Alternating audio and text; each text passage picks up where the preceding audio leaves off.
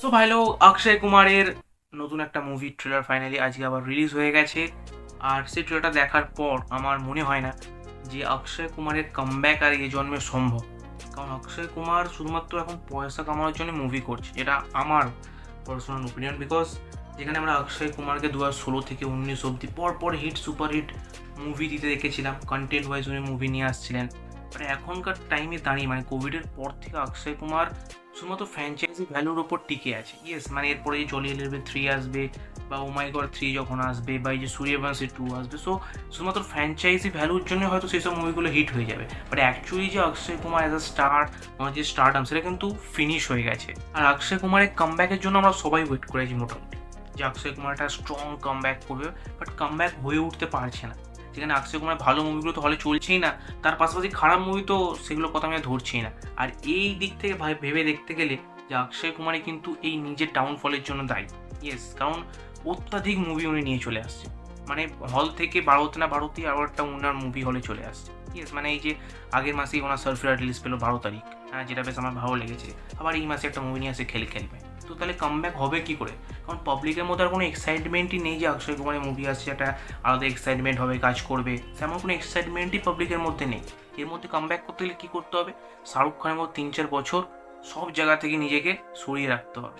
তারপর যখন পাবলিকের ভেতর ডিমান্ড হবে যে অক্ষয় কুমারের মুভি চাই, অক্ষয় কুমারকে মুভিও দেখতে, তখন অক্ষয় কুমারকে একটা ভালো স্ক্রিপ্ট বেছে, ভালো ডাইরেক্টরের সাথে কোলাপ করে তখন যদি উনি মুভিটা নিয়ে আসেন, তখন সেই মুভিটা শিওর শর্ট হিট হবে। আর সেইটা হবে একটা গ্রেট কামব্যাক। উনি যদি এইরকমভাবে প্রতি মাসে একটা করে মুভি রিলিজ করেন, তাহলে আমার মনে হয় না যে ওনার কামব্যাক আদৌ সম্ভব এই জন্মে।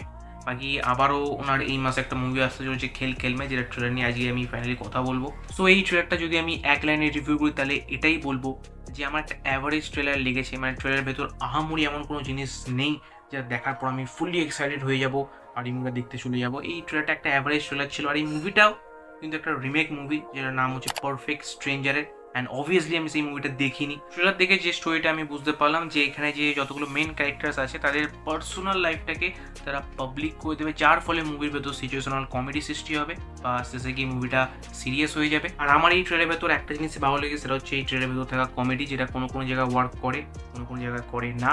আর ওভারঅল অক্ষয় কুমারকে আরও একবার আমরা কমেডি অবস্থায় দেখতে চলেছি, যেটা উনি সব থেকে ভালো করতে পারেন, comedy. And owner comic timing এই ট্রেলারের ভিতর আরও একবার জবরদস্ত লেভেলের আমরা দেখতে পেয়েছি। বাকি এই মুভিটা স্ত্রী 2 এর সাথে ক্ল্যাশ করছে, সো দেখা যাক স্ত্রী 2 এর সাথে ক্ল্যাশ করার পর এই মুভিটা কত কোটি টাকার ওপেনিং নেয়।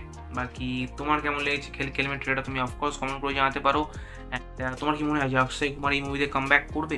তুমি সেটাও অফকোর্স কমেন্ট করে জানাতে পারো। বাকি অক্ষয় কুমারের জলি LLB 3 যেদিন রিলিজ হচ্ছে, সেই দিন আরও একটা মুভি রিলিজ হচ্ছে, যেটা নিয়ে আমি কথা বলেছি। তো তুমি যাও কি সেই ভিডিওটা গিয়ে চেক আউট করতে পারো। তোমার সাথে দেখা হবে সেই ভিডিওতে। So by.